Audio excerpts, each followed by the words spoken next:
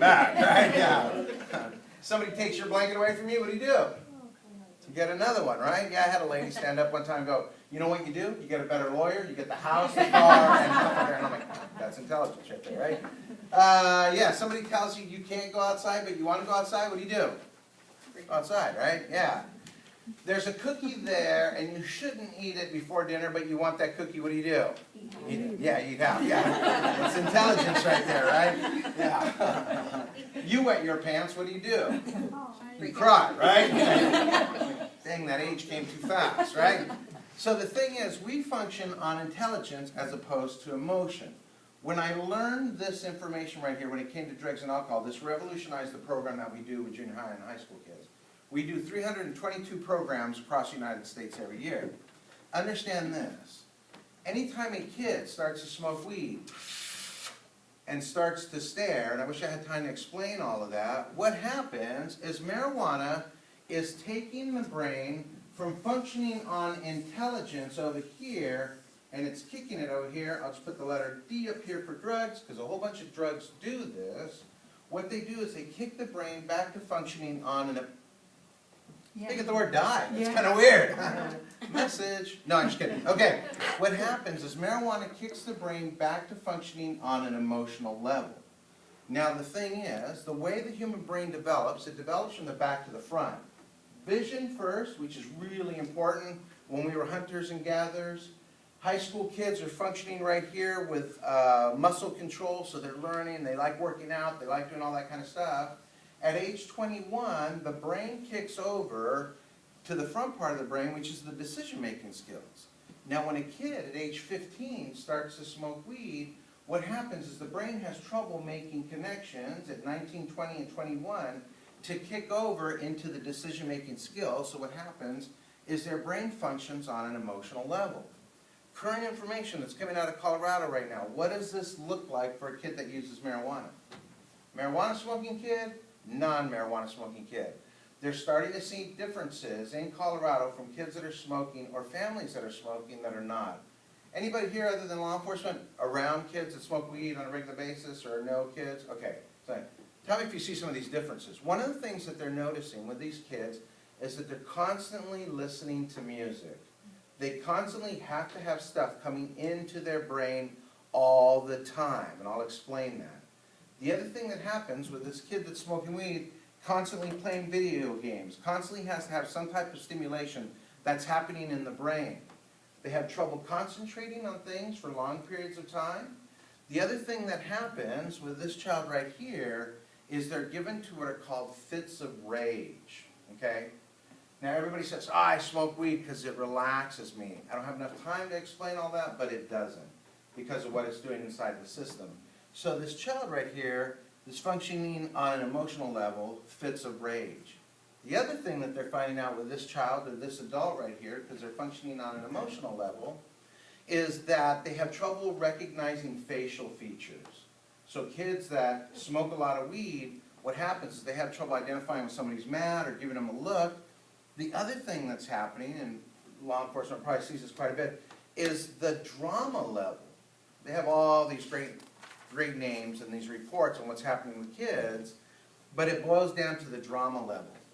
The drama level in a drug user's home is way higher than the drama level in a non-drug user's home. And the drama level is way higher, okay?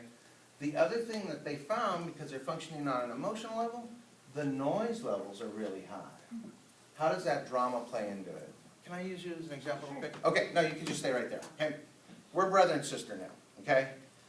You are 20 and I'm 22, okay? And we live in this little apartment and we both smoke weed, okay? Now let me show you where the drama level plays into this. Both of us work really hard. My sister comes home 2 hours before me, okay? She's been working hard all day, so she smokes some weed. I come home an hour and a half later, 2 hours later, I open the door, I smell weed, I look at my sister. She's staring at a SpongeBob SquarePants cartoon, right? Next to her is an empty bag of Doritos and a dead box of Girl Scout cookies, okay?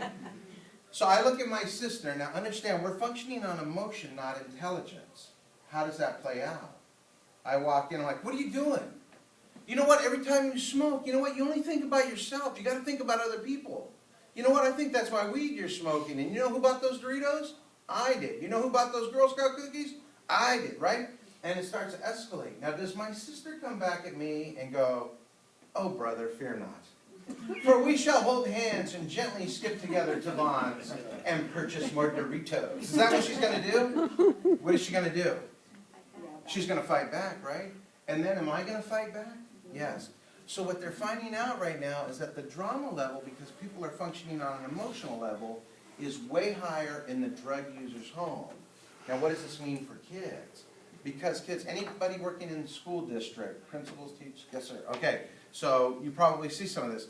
Kids that are smoking weed, because they're functioning on emotion, not intelligence, it's really difficult for them to hold on to information. How much time do I have? Really difficult for them to hold on to information because of how the brain is putting information into their brain, okay? I'm giving you big chunks of information. My marijuana presentation is usually about 2.5 hours long. Big, huge wall up here, okay? This is the inside of my brain. And on this wall right here is going to be about 10 billion doors, okay? Every door is going to have a label. Girls' names, guys' names, passwords, directions, football plays, movie lines, jokes, okay? Now information comes into the brain, and the way that the brain should work is it should go, "Hey, how you doing? Great. What are you? Girl's name? Right here, behind girl name door. Cool. What are you? Math problem? Behind math problem door. Cool. What are you? Your color? Right here behind color door." That's how the brain should work. Elephant. Everybody get an elephant in your head. Got it?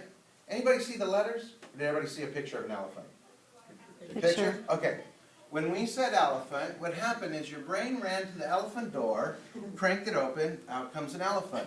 I don't know why I was dancing, but an elephant just came out. Yeah! Okay? So that's how the brain is supposed to work. Now what happens with kids that smoke weed, information comes into the brain. Real quick question, if somebody smokes weed, how long do they stay high for? Throw a number out there. An hour? Ew, that's not good weed. Okay, yeah. We're looking at about 2.5 hours, okay? So it's going to be a real gradual slope that's going to happen to them when they smoke weed. They're going to start here normal, they're going to kind of go up like that, and this curve is going to be about 2.5 hours long, okay? But understand this, for the next 30 days, THC is traveling around inside the system, totally goofing with parts of the brain. Kid smokes weed. What happens is information comes into the brain, but the brain greets it with THC. So the brain's like, "Hey, high five! What are you?" A girl's name? I don't know where that door's at. I'm going to put you behind janitor door. Cool, I got you, man. I know you. Woo, what are you? A color? Follow me. I'm going to put you behind password door. Here's what makes me sad for junior high and high school kids that smoke weed. Important information comes in. The kid studies, smokes weed, studies, smokes weed, study, study, study. What happens is the way information is going into the brain in a bad way. Woo, what are you? George Washington information for a test later? Follow me, George. I know where that door is at.